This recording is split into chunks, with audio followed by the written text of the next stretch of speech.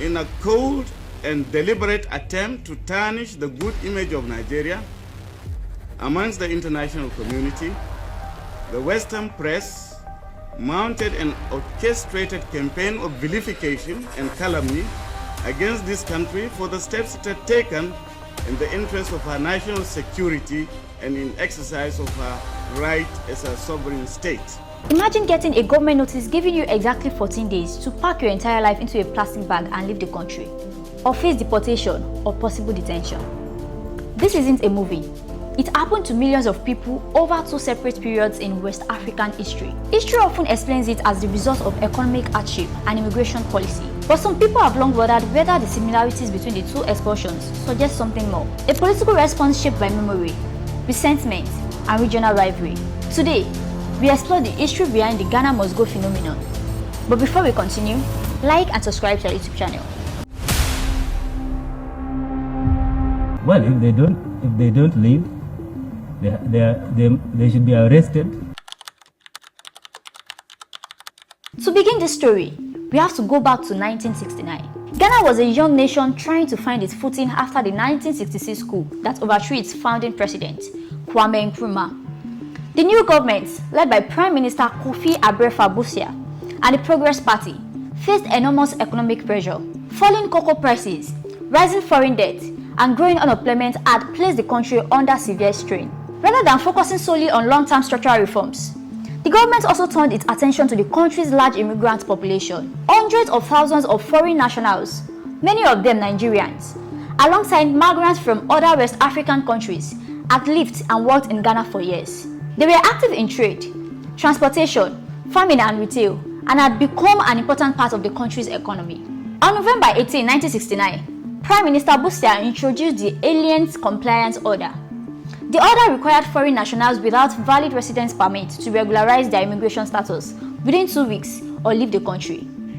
The official explanation was that the government wanted to enforce immigration laws, create employment opportunities for Ghanaians, and address economic concerns. Critics, however, argued that the timeline made compliance extremely difficult for many people. Immigration offices were overwhelmed, and many migrants struggled to obtain the required documentation before the deadline expired. The expulsion forced hundreds of thousands of people to leave Ghana, often abandoning businesses, homes, and livelihood they had built over many years. Some historians argue that the policy also resulted in significant transfers of property and commercial opportunities to local citizens, although opinions differ on whether this was an intended objective or a consequence of the policy. For the next 14 years, the memory of the 1969 expulsion lingered. During the 1970s oil boom, Nigeria experienced rapid economic growth. Rising oil revenues attracted workers from across West Africa, including many Ghanaians seeking better opportunities. They found employment as teachers, healthcare workers, artisans, traders, and laborers, contributing to Nigeria's expanding economy. But by the early 1980s, the situation had changed dramatically. A global decline in oil prices pushed Nigeria into a severe economic recession. Unemployment increased, public frustration grew, and pressure mounted on President Shehu Shagari's administration. On January 17, 1983, the Nigerian government announced that undocumented immigrants would have a limited period, commonly reported as about 2 weeks, to leave the country. Although the order applied to undocumented foreign nationals generally, Ghanaians made up a large proportion of those affected. The similarities with Ghana's 1969 policy have led some observers to speculate that the decision carried an element of political symbolism or retaliation. However, there is no conclusive historical evidence that the expulsion was officially planned as revenge. Most historians attribute the decision primarily to Nigeria's economic crisis, domestic political pressures, and concerns over undocumented migration. The 1983 expulsion displaced well over 1 million people and created an enormous humanitarian crisis. Given very little time to prepare, many departing migrants rushed to markets to buy inexpensive woven nylon zippered bags that could hold as many of their belongings as possible. These distinctive red, blue, and white checkered bags quickly became associated with a mass departure and eventually earned the nickname Ghana Must Go bags. The journey home was difficult. Many travelers had to pass through neighboring countries such as Benin and Togo before reaching Ghana. Border restrictions, transportation challenges, overcrowding, and limited resources left thousands stranded for days under harsh conditions. Food, clean water, Shelter and medical care were often scarce. Reports from the period described widespread suffering, with some people dying from illness, dehydration, exhaustion or accident during the journey. Others traveled by sea under dangerous conditions, adding to the humanitarian tragedy. For many survivors, the checkered bag became more than luggage. It became a symbol of displacement, hardship, resilience, and survival. To conclude, we ask, why does this story still matter today? Because its legacy extends far beyond history books.